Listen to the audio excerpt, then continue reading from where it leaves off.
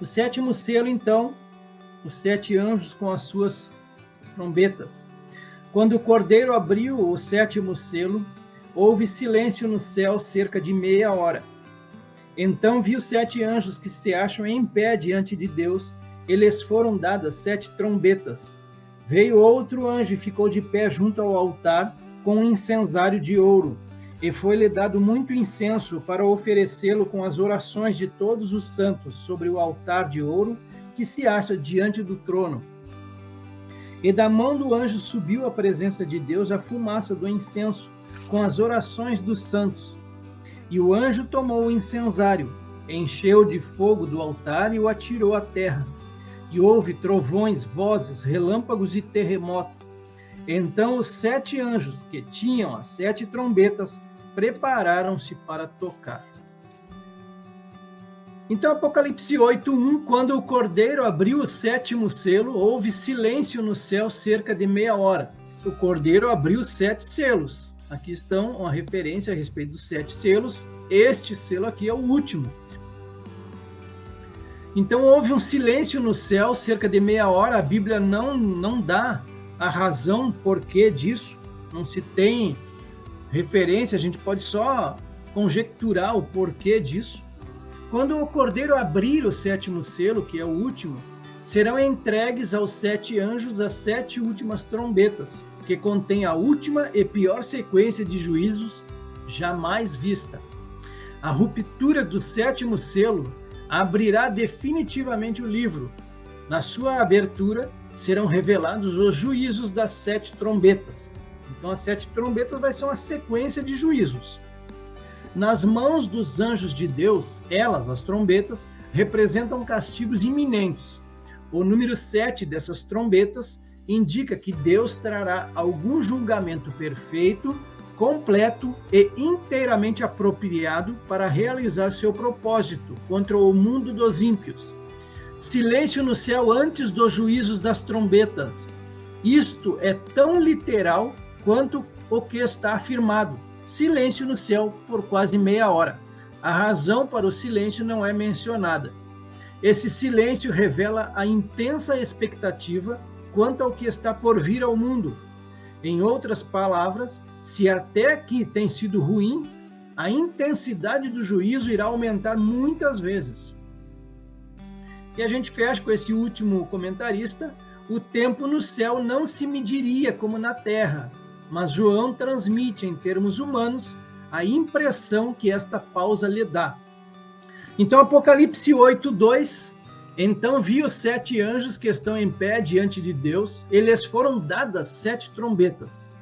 Então, a partir do versículo 2, a gente tem um outro parênteses. Assim como o capítulo 7 foi um parênteses, o capítulo 8, a partir do versículo 2, é um outro parêntese. A gente vê no versículo 1 que o cordeiro abre o sétimo selo e houve silêncio no céu cerca de meia hora. Nós poderíamos colocar, então, que o sétimo selo é esse silêncio no céu. E aí, a partir de então, um outro parênteses. E o que ele fala aqui? O anjo sacerdotal e a preparação para os juízos das trombetas. Os versículos 2 ao 6 são a segunda passagem entre parênteses e explicam eventos no céu entre o sétimo selo e a primeira trombeta. Eles preparam para o sonido das 7 trombetas que encerram os primeiros 3 anos e meio da 70ª semana de Daniel. As 7 trombetas devem ser tocadas sucessivamente entre os selos e as taças. A primeira será tocada após o sétimo selo e a última no meio da semana. Então, essas trombetas, para ele, elas finalizam no meio da 70ª semana ali de Daniel.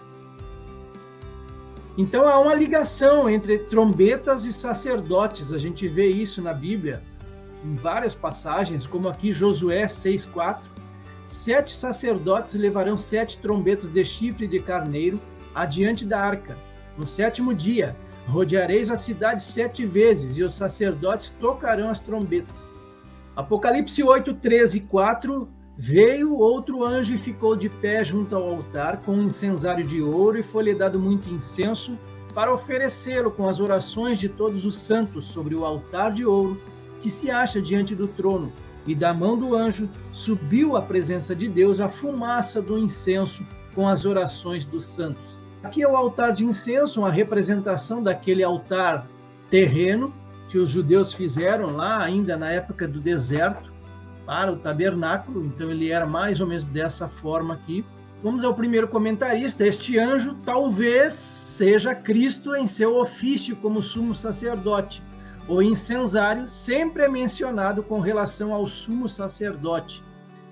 A gente vê isso em Hebreus 4, do 14 ao 16, por exemplo. Tendo, pois, a Jesus, o Filho de Deus, como grande sumo sacerdote que penetrou os céus, conservemos firmes a nossa confissão. E por aí ele vai, deixo registrado também, Hebreus capítulo 6, versículo 20, onde Jesus, como precursor, entrou por nós, tendo se tornado sumo sacerdote para sempre, segundo a ordem de Melquisedeque. Vamos ao outro comentarista. Sobre o incenso, representa a perfeição, o mérito e a virtude da vida de Cristo. Tudo fala de Cristo e mais particularmente do que ele fez na cruz. A propósito, esse altar do incenso no céu foi o modelo para o altar do incenso que havia no tabernáculo na terra, colocado diretamente diante do véu durante o tempo da lei. Então ele se refere sempre às obras de Cristo na cruz com relação ao incenso, misturado com a oração dos santos.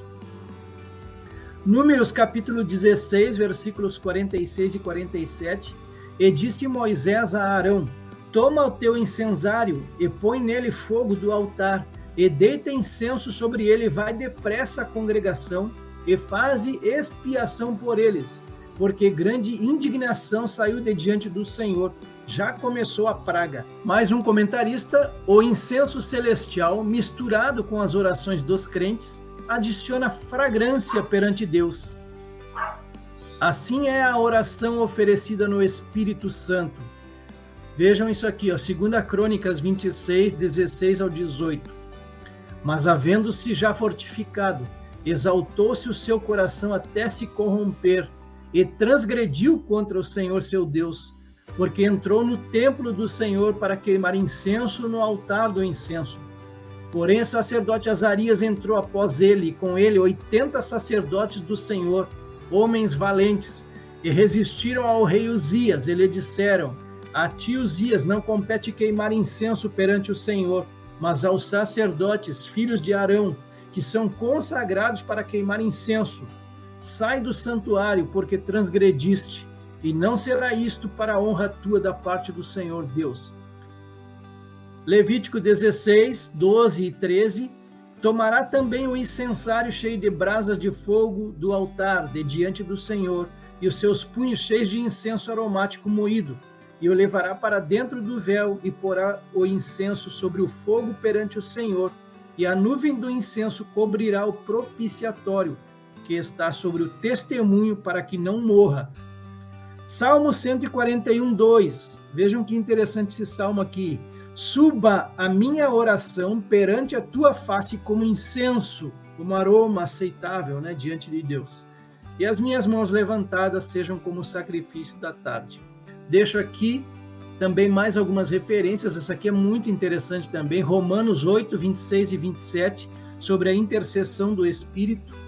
Também o Espírito semelhantemente nos assiste em nossa fraqueza, porque não sabemos orar como convém, mas o mesmo Espírito intercede por nós sobremaneira, com gemidos inexprimíveis. E aquele que sonda os corações sabe qual é a mente do Espírito, porque segundo a vontade de Deus é que ele intercede pelos santos. Apocalipse 5, 8. E quando ele pegou o livro, os 4 seres viventes e os 24 anciãos se prostraram diante do Cordeiro, tendo cada um deles uma harpa e taças de ouro cheias de incenso, que são as orações dos santos. Então, para ficar bem claro essa questão que ele fala aí do incensário. E o anjo tomou o incensário, encheu-o do fogo do altar e o atirou à terra. E houve trovões, vozes, relâmpagos e terremoto. Primeiro autor ou primeiro comentarista à esquerda, o fogo do altar.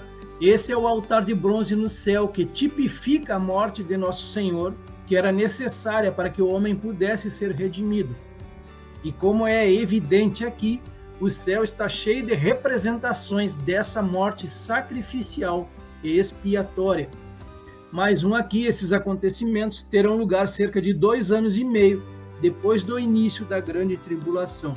Ezequiel 10:2, e falou ao homem vestido de linho, vá por entre as rodas até debaixo dos querubins, e encha as mãos com brasas acesas, que estão entre os querubins. Depois espalhe as brasas sobre a cidade. Ele entrou enquanto eu observava. Salmo 18:13, o Senhor trovejou nos céus, o Altíssimo levantou a sua voz, e houve granizos e brasas de fogo. Também lá em Isaías 29:6, do Senhor dos exércitos vem o castigo, com trovões, com terremotos, grande estrondo, tufão de vento, tempestade e labaredas de um fogo devorador. Isaías 30:30, aqui o contexto do julgamento da Assíria. Isso aqui é uma profecia de dupla referência também a respeito do anticristo.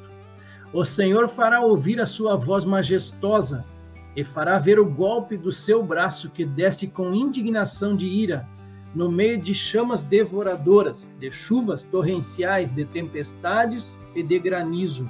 Então os 7 anjos que tinham as 7 trombetas prepararam-se para tocar.